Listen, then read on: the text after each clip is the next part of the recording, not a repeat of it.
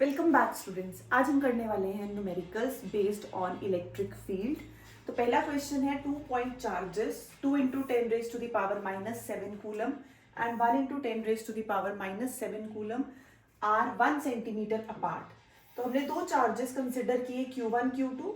कितना मैग्नीट्यूड है 2 into 10 raised to the power minus 7 एंड 1 into 10 raised to the power minus 7 coulomb.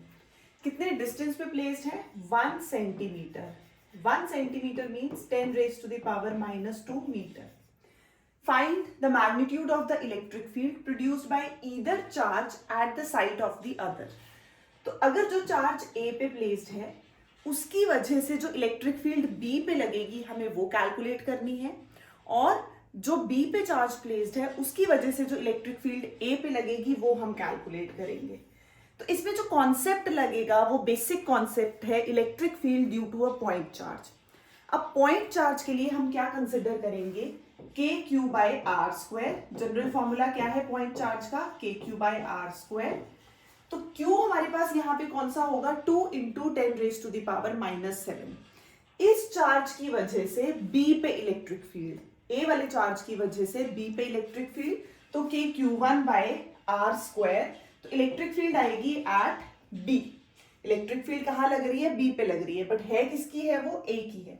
तो हम कैलकुलेट करेंगे के 1/4 pi epsilon not Q1 2 into 10 raised to the power minus 7 divided by distance 10 raised to the power minus 2 का square. तो जब हम values put करते हैं के की वैल्यू सीधा भी पुट कर सकते हैं 9 into 10 raised to the power 9 2 into 10 raised to the power minus 7 और हमारे पास आ गया 10 raised to the power minus 4।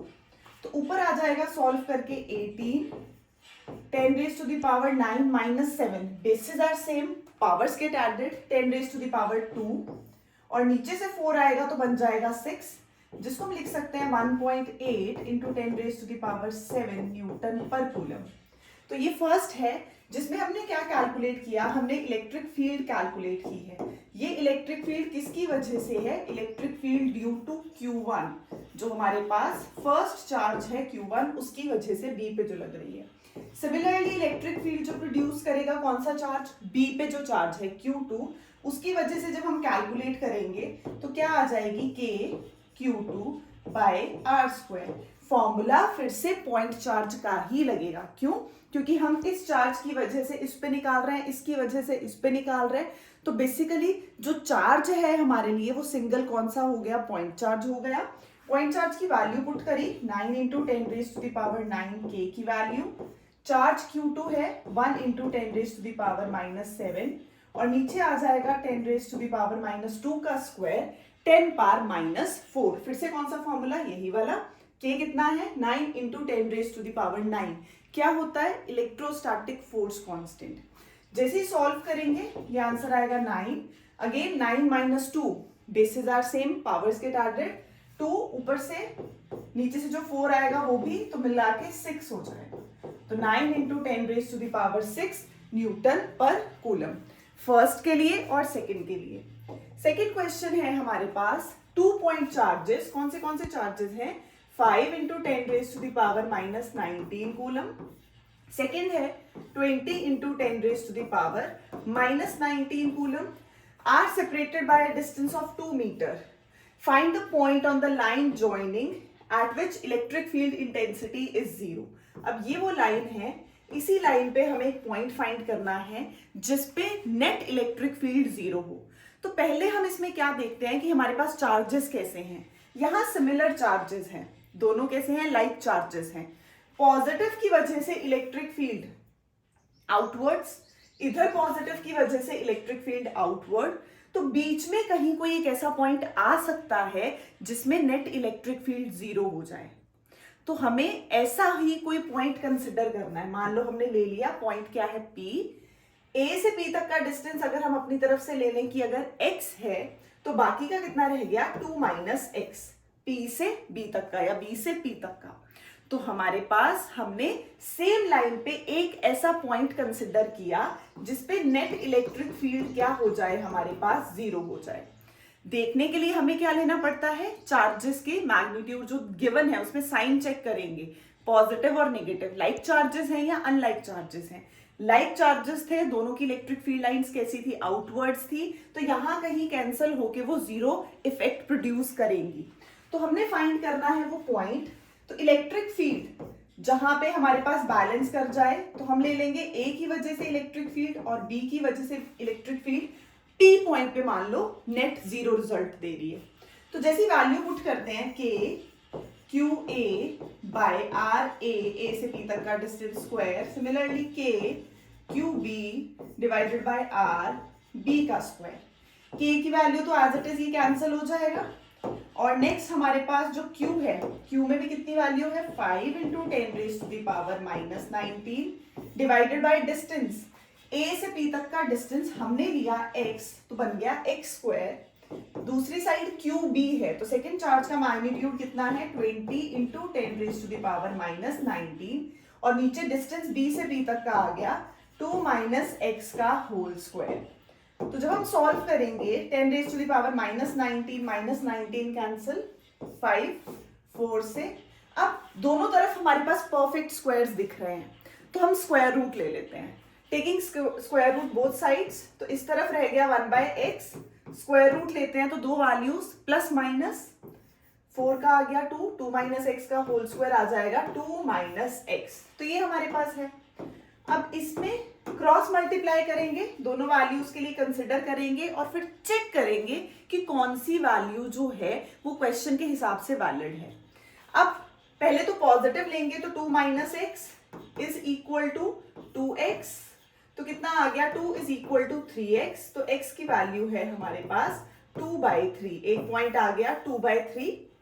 Second अगर हम माइनस वैल्यू लेते हैं तो आ जाएगा 2 - x -2x, तो ये इधर आएगा -x, x की वैल्यू आ जाएगी -2। तो यहाँ पे देखो दो वैल्यूज हमें मिल रही हैं, कौन सी x इज इक्वल टू 2/3 और x इज इक्वल टू -2। अब -2 ऑपोजिट साइड आ रही है, बट हमें तो यहाँ कहीं वैल्यू चाहिए कि जहां दोनों की डायरेक्शंस जो है बैलेंस कर जाएं। अगर हम ये कंसिडर करते हैं तो डायरेक्शन सेम हो जाएगी, नेट जीरो नहीं आएगी वैल्यू, कहाँ पे -2 पे। तो ये चेक करना बहुत जरूरी है कि किस तरफ हमारी जो वैल्यू है वो नेट इफेक्ट जीरो देगी। तो आंसर हो गया 2/3। नेक्स्ट हमारे पास थर्ड क्वेश्चन भी सेम ही है। 2 पॉइंट चार्जेस, क्या है वैल्यू -16 माइक्रोकूलम और उस +16 माइक्रोकूलम और -9 माइक्रोकूलम। पीछे हमने क्या लिए थे लाइक चार्जेस, अब कैसे हैं अनलाइक चार्जेस। तो अनलाइक चार्जेस में क्या देखा जाता है, जिसका चार्ज ज्यादा उसकी इलेक्ट्रिक फील्ड ज्यादा, क्योंकि जनरल फॉर्मूला क्या है KQ/R² है। चार्ज ज्यादा होगा तो इलेक्ट्रिक फील्ड भी ज्यादा होगी, चार्ज का मैग्नीट्यूड कम है तो इलेक्ट्रिक फील्ड भी कम होगी। तो अगर हम बीच में कोई पॉइंट लेंगे तो पॉजिटिव की वजह से इलेक्ट्रिक फील्ड जाएगी आउटवर्ड्स और नेगेटिव की वजह से आ जाएगी इनवर्ड, तो दोनों सेम डायरेक्शन में आ रहे हैं। पिछले केस में जो चीज -2 पे हो रही थी, अब यहाँ पे हम जो पॉइंट लेते हैं वो किस तरफ लेंगे, हम पॉइंट लेंगे 9 वाले की तरफ। क्यों, हमने डिस्टेंस रखा है कम, जो स्मॉलर मैग्नीट्यूड वाला चार्ज होगा उसकी तरफ ही ये पॉइंट कंसिडर किया जाता है, क्योंकि ऑलरेडी इसका चार्ज ज्यादा है तो इसकी इलेक्ट्रिक फील्ड ज्यादा होगी, इसका चार्ज कम है तो इसकी इलेक्ट्रिक फील्ड कम हो जाएगी। तो अगर हम इसका डिस्टेंस कम कर दें, डिस्टेंस इनवर्स है, अगर हम इसका डिस्टेंस कम कर दें तो जो इलेक्ट्रिक फील्ड इसकी थोड़ी ज्यादा है वो उसको बैलेंस करने के लिए ज्यादा हो सकती है, क्योंकि इनवर्सली है, डिस्टेंस कम तो फील्ड का इफेक्ट ज्यादा हो जाएगा। सिमिलरली इसके लिए डिस्टेंस बढ़ गया, तो इसके लिए अगर डिस्टेंस ज्यादा हो जाएगा तो इलेक्ट्रिक फील्ड क्या हो जाएगी, कम हो जाएगी। तो दोनों को बैलेंस करने के लिए, चार्ज के साथ डिस्टेंस को बैलेंस करने के लिए पॉइंट लिया जाता है स्मॉलर मैग्नीट्यूड वाले चार्ज की तरफ। तो मान लो ये वाला डिस्टेंस हमारे पास क्या है x। सेम क्वेश्चन है, 2 point charges 16 -9 placed at 8 centimetre apart. तो अगर 8 सेंटीमीटर है इधर A से B तक का डिस्टेंस, तो हमने P का कितना ले लिया x। तो हमारे पास determine the position of the point at which resultant field is 0। तो पॉइंट कहां आएगा, स्मॉलर मैग्नीट्यूड होगा चार्ज का जिस तरफ, उस तरफ आएगा। सेम हम फोर्सेस में लेते हैं, तो स्मॉलर वाली मैग्नीट्यूड वाले चार्ज की तरफ पॉइंट कंसिडर किया। अब P पे कर दो, नेट इलेक्ट्रिक फील्ड P पे A की वजह से और P पे B की वजह से मान लो क्या कर रही है, बैलेंस कर रही है। तो वैल्यूज पुट कर देंगे, K Q बाय डिस्टेंस कितना आएगा, A से 8 प्लस x का होल स्क्वायर और इधर आ जाएगा K Q, डिस्टेंस कितना है हमारे पास x, तो x का होल स्क्वायर। अब Q की वैल्यू अगर हम पुट करते हैं तो Q मेरे पास यहां कितना है, फर्स्ट चार्ज है 16 माइक्रोकूलम, तो माइक्रो मीन्स -6, इधर आ जाएगा 9 माइक्रोकूलम -6, तो ये वाला जो -6 दोनों के लिए ये तो कैंसिल, के कैंसिल, फिर से परफेक्ट स्क्वायर्स बन गए, स्क्वायर रूट ले लेते हैं, इधर आ गया 4 8 प्लस x और इस तरफ आ जाएगा 3 और नीचे आ जाएगा x। तो अब आप सॉल्व करेंगे और मुझे बताएंगे x का आंसर यहाँ पे क्या आता है और कौन सा होना चाहिए। तो सेम पैटर्न है जैसे पहले किया, बस हमें ये पता होना चाहिए कि जो पॉइंट P है वो किस तरफ कंसिडर करेंगे। अगर तो हमारे पास पहले जैसे लाइक चार्जेस थे तो हमने सेंटर में ले लिया था, बट अगर अनलाइक चार्जेस आते हैं स्मॉलर मैग्नीट्यूड की तरफ, क्योंकि डायरेक्शन देखनी पड़ती है, तो यहां पॉइंट P लेके हम x की वैल्यू कैलकुलेट करेंगे। Next question, ABC equilateral triangle है, B पे प्लस Q चार्ज है, C पे माइनस Q है, A पे हमें नेट इलेक्ट्रिक फील्ड फाइंड करनी है, A पे हमें net electric field due to B and C find करेंगे। तो एक चीज, पॉजिटिव चार्ज की वजह से इलेक्ट्रिक फील्ड आउटवर्ड्स, नेगेटिव की वजह से इनवर्ड। अब हमारे पास पॉजिटिव की वजह से आउटवर्ड, नेगेटिव की वजह से इनवर्ड, नेट फील्ड फाइंड करने के लिए हम क्या ड्रॉ करेंगे, parallel vector same resultant value के लिए, क्योंकि इस तरफ तो आएगी E A वेक्टर, इस तरफ अंदर की तरफ नेगेटिव की वजह से इलेक्ट्रिक फील्ड लाइंस इनवर्ड, तो ये आ जाएगा E B वेक्टर। इक्विलेटरल है तो ये भी 60, ये भी 60 और इधर 60, तो sum of two interior angles is equal to exterior angle. तो अब देख लेते हैं मैग्नीट्यूड को क्या होगा इलेक्ट्रिक फील्ड का। B की वजह से K q by, again distance same है a स्क्वायर, यहाँ पे A की वजह से भी सेम के क्यू बाय a स्क्वायर, इसको भी E बोल दो, इसको भी E बोल दो, क्योंकि मैग्नीट्यूड दोनों का सेम है। तो जब भी ऐसे वेक्टर फॉर्म में क्वेश्चन आता है हम पैरेललोग्राम लॉ यूज करते हैं। वो क्या बताता है, E net is equal to under root E1 square plus E2 square plus 2E1 E2 cos theta. अब E1 की वैल्यू E square, again E square, 2E square cos 120 minus half. कैसे लेते हैं cos 120? cos 120 will be 180 minus 60। तो जब first place पे यहाँ 180 360 होता है तो cos रहता है, sin रहता है। अगर यहाँ 90 और 270 आ जाए तो चेंज हो जाते हैं। तो cos कितना होगा, माइनस cos 60 और माइनस, क्योंकि सेकेंड क्वाड्रेंट है, 180 माइनस थीटा, तो minus cos theta minus cos 60 मतलब माइनस हाफ। तो जब हम वैल्यू पुट करेंगे हमारे पास नेट कितनी आ गई, E square which is further equal to E ही आ गया। तो आंसर कितना आ गया, के क्यू बाय ए स्क्वायर। अब हम नेक्स्ट चीज करते हैं, रिजल्टेंट जो हमने फाइंड किया, रिजल्टेंट क्या होगा, दोनों वेक्टर्स का डायगोनल। उसके लिए हम टैन बीटा, डायरेक्शन के लिए हम क्या फाइंड करेंगे, टैन बीटा। तो फॉर्मूला क्या होता है टैन बीटा का, b sine theta a plus b cos theta. तो इलेक्ट्रिक फील्ड तो दोनों ही सेम है, तो e sine 120 divided by e plus e cos 120। अब साइन 120 क्या होगा, सेकेंड क्वाड्रेंट में साइन और कोसेकेंट पॉजिटिव, और साइन 180 माइनस 60 तो वो देता है साइन 60, क्योंकि सेकेंड क्वाड्रेंट में साइन पॉजिटिव है। तो साइन 60 √3/2, ये आ जाएगा e √3/2 divided by e minus e/2, तो ये आ जाएगा e/2, ये कैंसल, कितना आ गया, √3। अब हमें पता है बीटा √3 कहां पे होगा, क्योंकि टैन बीटा है, बस answer. Next An electric dipole when held at 30 degree with respect to uniform electric field. तो थीटा कितना है 30 डिग्री, इलेक्ट्रिक फील्ड कितनी है 10 पावर 4 न्यूटन पर coulomb, experiences a torque 9 into 10 raised to the power minus 26 newton metre. Calculate the dipole moment. तो ये हमने किया है ना कि अगर हमारे पास यूनिफॉर्म इलेक्ट्रिक फील्ड है, लास्ट वीडियो में हमने किया था कि अगर हमारे पास यहाँ इलेक्ट्रिक फील्ड है और इलेक्ट्रिक फील्ड यूनिफॉर्म है, उसमें हम एक डाइपोल को प्लेस करते हैं which is making angle theta with the electric field. तो इसके लिए जो टॉर्क, क्यों टॉर्क आता है, क्योंकि लीनियर फोर्स जीरो हो जाती है, no translational motion will be there, तो क्या आएगा रोटेशनल मोशन आएगा. तो टॉर्क कितना होगा, टॉर्क हो जाएगा पी ई साइन थीटा. और हमें फाइंड भी क्या करना है, डाइपोल मोमेंट मींस पी, क्योंकि हमने देखा टॉर्क गिवन है, थीटा गिवन है, ई गिवन है, तो इन सबको मिला के यही बन रहा है. तो P will be tau upon E sine theta. Torque कितना है 10 raise to the power 4. Electric field है हमारे पास, क्या टॉर्क है 9 into 10 raise to the power minus 26 और इलेक्ट्रिक फील्ड है 10 पावर 4 साइन 30 मतलब 1/2. तो ये ऊपर जाएगा, बन जाएगा 18, 10 पावर माइनस 4 हो जाएगा minus 30.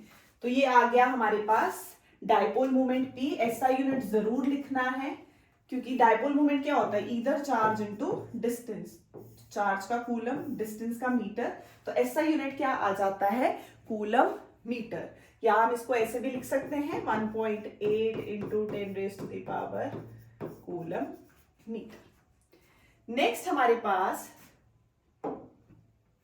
an electric dipole consists of two opposite charges of magnitude q1 q2 separated by a distance 2 centimeter. The dipole is placed in an external field कितनी है 3 into 10 raised to the power 7. What maximum torque does the electric field exert on the dipole?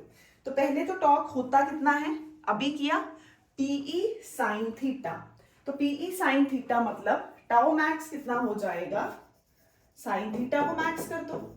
किसी भी फॉर्मूले का maximum निकालना है तो उसमें जो ट्रिग्नोमेट्रिक टर्म है उसको मैक्सिमम करो, मिनिमम निकालना है तो उसको मिनिमम कर दो. तो ये आ जाएगा साइन 90 क्योंकि साइन यहाँ पे मैक्सिमम है. तो टाउ मैक्स कितना आ गया, पी और ई. अब हमें क्या फाइंड करना है, मैक्सिमम टॉर्क. इलेक्ट्रिक फील्ड कितनी दे रखी है 3 into 10 raise to the power 7, charge 1/3 into 10 raise to the power minus 7, क्योंकि P कितना होता है Q इंटू 2A. और 2A क्या है, दो चार्जेस उसने ऐसे बोले हैं क्योंकि डाइपोल कैसे बनता है, इक्वल एंड ऑपोजिट चार्जेस से बनता है.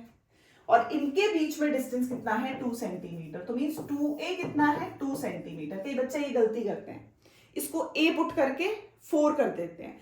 तो दोनों चार्जेस के बीच का डिस्टेंस है, तो मींस डाइपोल की लेंथ गिवन है हमें ऑलरेडी. तो यहाँ पे ये आ गया Q, 2A है 2 डिवाइडेड बाय 100 मीटर में कन्वर्ट करेंगे. तो ये जब हम सॉल्व करेंगे हमारे पास कितना आंसर आ जाएगा, -7 + 7 33 0.02 न्यूटन मीटर. ये क्या आ गया हमारे पास, ये आ गई वैल्यू मैक्सिमम टॉर्क की. Next, calculate the electric field due to an electric dipole of length 10 centimeter having charges 1 microcoulomb at an equatorial point 12 centimeter from the center of the dipole. तो हमने dipole लिया, electric field निकालनी है electric dipole की वजह से. कितना है हमारे पास इलेक्ट्रिक डाइपोल की length 10 centimetre, charges 1 microcoulomb due to an electric dipole of length having charges 1 -1 1. और कहाँ निकालना है, यहाँ P पॉइंट पे R कितना है 12 सेंटीमीटर. तो यहाँ हमें देख के एक चीज क्लियर है कि यहाँ कौन सा कॉन्सेप्ट लग रहा है. इलेक्ट्रिक फील्ड फाइंड कर रहे हैं due to an electric dipole और कहाँ पे, एट एन इक्वेटोरियल पॉइंट. तो इक्वेटोरियल पॉइंट के लिए फॉर्मूला अप्लाई करेंगे इलेक्ट्रिक फील्ड का, कितना होगा KP upon R² + A² whole power 3/2। अब यहाँ k की वैल्यू 9 इंटू 10⁻⁹।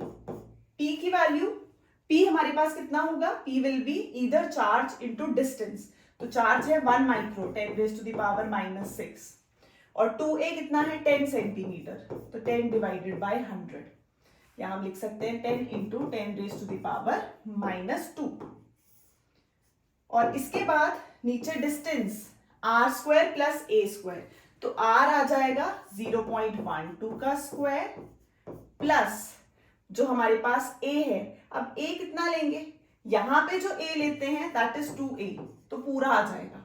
यहां सिर्फ a है तो 0.05, क्योंकि हमने उसको हाफ लेना है, स्क्वायर करेंगे 3/2, और ये जब हम सॉल्व करेंगे तो हमारे पास क्या आ जाएगी, इलेक्ट्रिक फील्ड आ जाएगी। तो सिर्फ गलती क्या नहीं करनी जब हम वैल्यूज पुट कर रहे हैं, 2a क्या है और a क्या है। Next question, 2 point charges each of 5 microcoulomb but opposite in sign are placed 4 centimeter apart. Calculate the electric field at a point distant 4 centimeter. Centre से 4 सेंटीमीटर दूर है। तो इस बार क्या गिवन है, ये O से P तक का डिस्टेंस कितना गिवन है, 4 centimetre. Axial point 4 at a point distant 4 centimetre from the mid point, और क्या गिवन है on the axial line. Axial line मतलब कौन सी डेरिवेशन, इलेक्ट्रिक फील्ड की थी due to an electric dipole at an axial point. तो axial means on the same axis. Charges place किए, दोनों के बीच में डिस्टेंस लिया।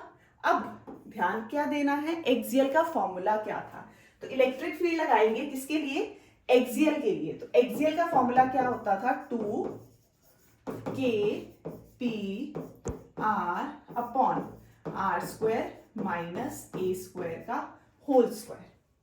तो यहां बस वैल्यूज का ध्यान देना है, 2 ठीक है, k कितना होता है 9 into 10⁻⁹, again p q into 2a, और 2a फिर से कितना है 4 सेंटीमीटर, बस ये गलती नहीं, एक q की वैल्यू 5 माइक्रोकूलम और 2a हमारे पास आ जाएगा 0.04, क्योंकि सेंटीमीटर में है तो ये आया 0.04 डिवाइडेड बाय फिर से r², तो r भी 4 है तो 0.04 का स्क्वायर माइनस, अब a लेना है, ध्यान देना है 2a4 है तो a हो जाएगा 2, तो 0.02 का होल स्क्वायर और ये आ जाएगा।